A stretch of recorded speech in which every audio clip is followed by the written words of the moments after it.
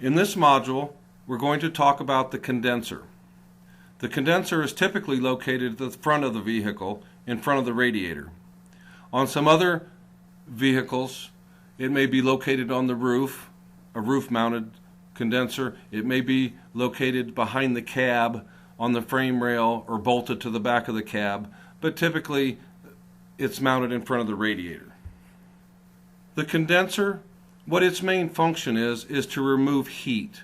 It's removing heat from the refrigerant as it passes through the tubes inside.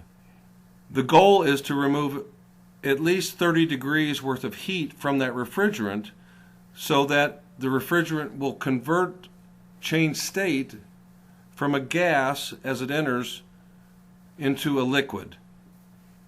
Over the years, there's been numerous styles of condensers.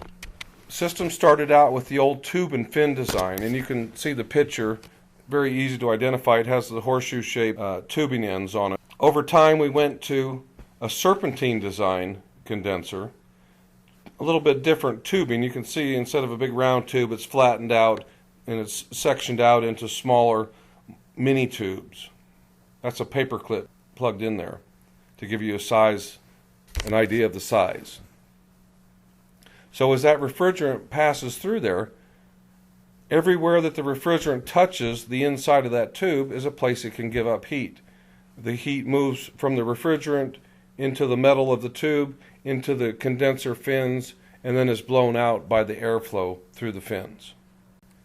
In today's trucks, in modern vehicles, we're now using MultiFlow Design condensers. They change a little bit in that it is not one continuous tube through there.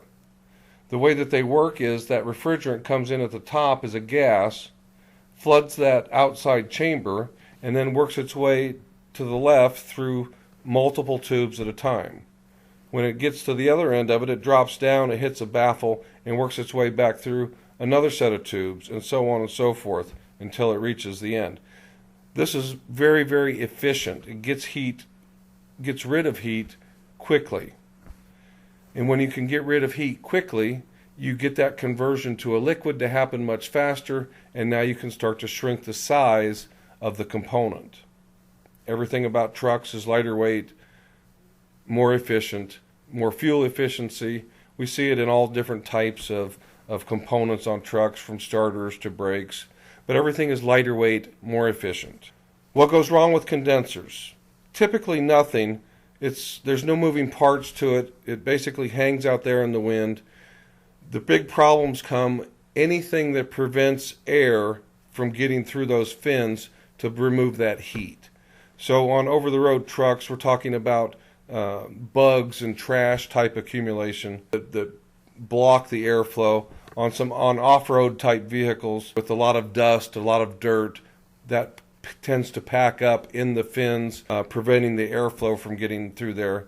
They get damaged from impacts, of course. It's normally on the front of the truck, so it's the first thing that's going to go if the truck hits something.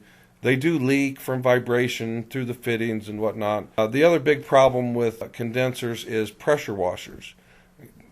Techs and guys will try to clean out the condensers. They use the pressure washer, and they end up coming across the face of it and bending the fins over. Well, anywhere that the fin is bent over, that's a place that air can't get through, that airflow can't get through. So it doesn't take long before you bend over enough fins to significantly impact the heat rejection process because of those fins and the airflow through them. Thank you for viewing this training module. Please see our other training modules for more information on air conditioning systems and components from Omega Santec.